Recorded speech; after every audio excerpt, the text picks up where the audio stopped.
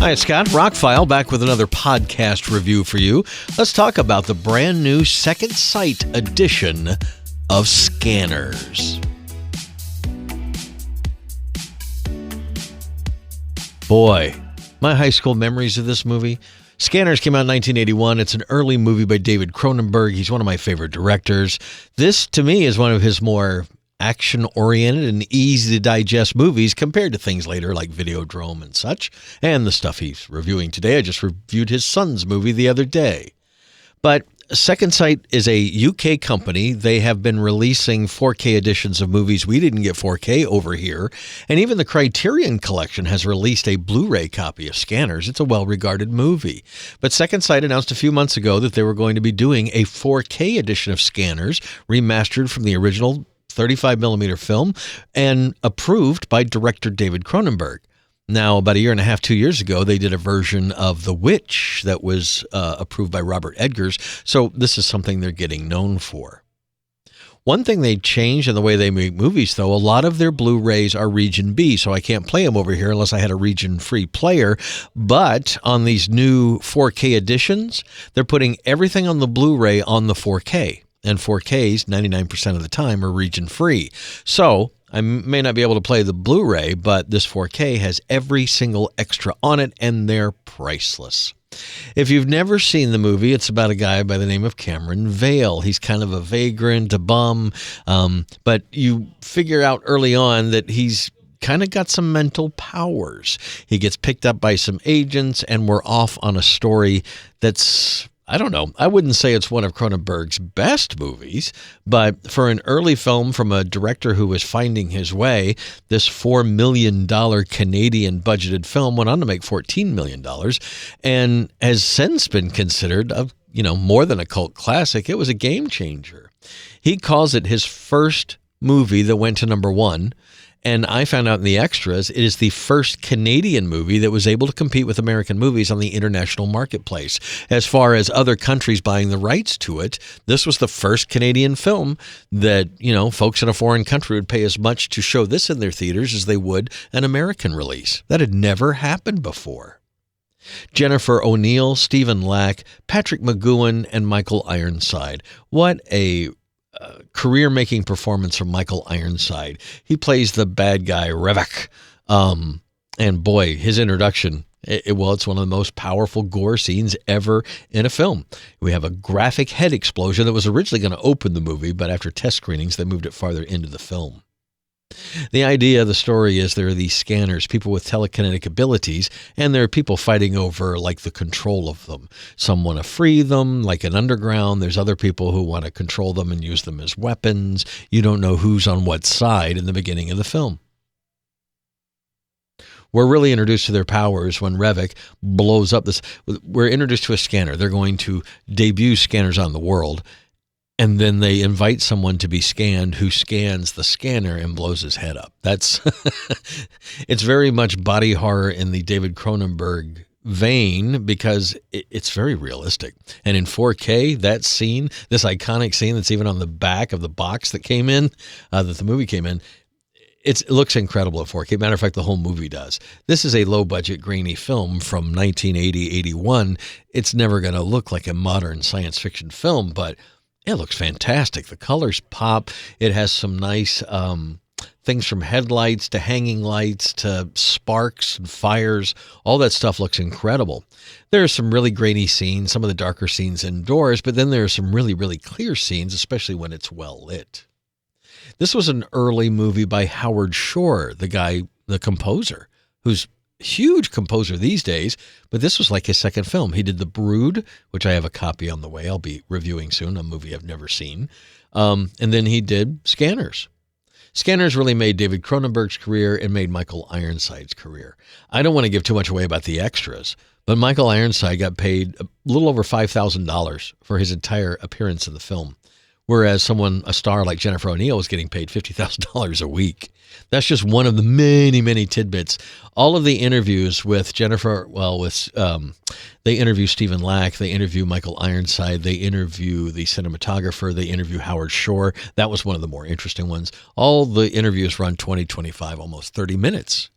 And like a lot of the Second Sight releases and the recent Arrow releases and others, these are brand new interviews. The Michael Ironside, no pretense. The guy just lets it all out about what happened, how young he was, what happened to his career after this. It's amazing. And I got to be honest, in the movie, I never really enjoyed Stephen Lack. I kind of thought he was not a really good actor, and it turns out he's more of an artist than an actor. But watching it now, he was told to play kind of himself, kind of the everyman that all this weird stuff is happening to. And watching it this time, I didn't really have a problem with his performance at all. Jennifer O'Neill is not in the movie enough. Patrick McGoohan is not enough in the movie. I loved him in The Prisoner and several other things in the 60s and 70s, and he's got that big giant beard in this film and everything. It's really interesting. This was the first Cronenberg movie I ever saw. We were having one of those rockathons in high school where they lock you in and you have to stay up all night and you're raising money for a charity. So they showed one movie after another. And I remember the teachers having a conversation about watching some of the movies we had picked out on VHS back in the day were R-rated. They weren't sure that we should see them, but we were all kind of juniors and seniors at the time, or I guess I was a sophomore in 81. Anyway, we watched this. We watched... I don't think we watched Blazing Saddles, but we did watch Stripes. There were a few rated R movies we probably shouldn't have watched. But this one kind of put some people to sleep because, well, there's a lot of science fiction storyline to talk about, and there are lulls between the action. But as an adult watching this movie, I got a whole lot more out of it. Understood more of the bigger picture when they were talking about some things like, as a kid, why is that a big deal? Well, it kind of is. So the idea that there are now people that have these mental powers and where they came from and where they're going is kind of the crux of the movie, and you don't find out all of it until the very, very, very last few minutes. Turns out they refilmed the end. The end was a little bit more, how shall they say, pyrotechnical, they said, but it's still... This pushes the envelope of the R rating. They had to trim that head exploding scene to get an R rating at the time. Today's standards, I don't know, the scene still was pretty graphic, and the stuff at the end was incredibly well done. Now, this new 4K edition from Second Sight, as I mentioned earlier, is the best the movie's ever looked. There's some grainy scenes. There's some not very grainy scenes. They didn't wipe it. It's just some scenes had a lot more light and the grain less shows up. Then there's a lot of dark scenes where there is a lot of grain, but this is a movie on film. I think they've restored it the best they could. Things like red colors on cars pop and some of the background. It just looks like a very... I remember watching this on video, VHS. I don't know that I've ever had it on DVD, and I know I don't have a Blu-ray copy of it. So it's literally been 30 years plus since I've seen this film. But I got a lot more out of it. It was one that I just, it's got a couple gore scenes, and that's all that's great about it. No, it did actually typical Cronenberg of exploring some ideas, some more than others, but at least he drops them out there, and it's all included. You can pick it up later. And what happens at the end is kind of oh, wow, didn't even expect that to happen. So... with these 4K restorations, you wonder how sometimes makeup effects, practical effects are going to play out with the higher resolution. I can say pick this up immediately. Not only is it the best the movie's looked, I've never heard it in 5.1 surround sound. That was also very good. But like the gore scenes, not only the head exploding, but like the vein things that are going on at the end, seamless. I was waiting for like to see the seam of the makeup or different color change or something. Masterful makeup effects. I mean, really, this should have won more awards back in the day. Between the extras and the package, there's also a 120-page book that comes in it and some postcard pictures. I don't know what the UK has with these postcard picture things, but all their special editions have like 6 or 8 postcard pictures in them. I don't know if people frame them or what, but I just leave the bow around them and leave them in the box. I don't really look at them. But the book... fascinating behind the scenes, essays on how it got made, how he got the financing, how he put scripts together for previous things he planned for other things. I really respect Cronenberg's career. I don't like every single movie he's made, but this is one of my favorite ones, and it went up a notch this time around. I do like Videodrome and The Fly better, of course, but wow. This Second Sight Special Edition is worth every penny. Movie looks great. Obviously can't use the Region B Blu-ray. I like a hard box. I'm really getting into these collector's editions. And like I said, if the movie is all you care about, they do have a standard edition, which just has the 4K and the Blu-ray. Doesn't have the book, doesn't have the box, doesn't have the postcards. It's a lot cheaper. Well, about $15 cheaper, $10-15 cheaper. But I think it's worth it for the full package, especially if it's a movie you like. They have a few other packages like that on Second Sight on their website in the UK.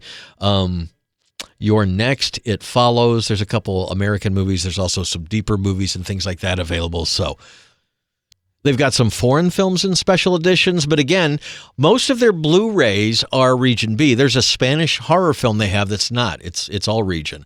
But most of their Blu-rays are region B, but the 4K sets duplicate everything on the Blu-ray on the 4K, and I can confirm that.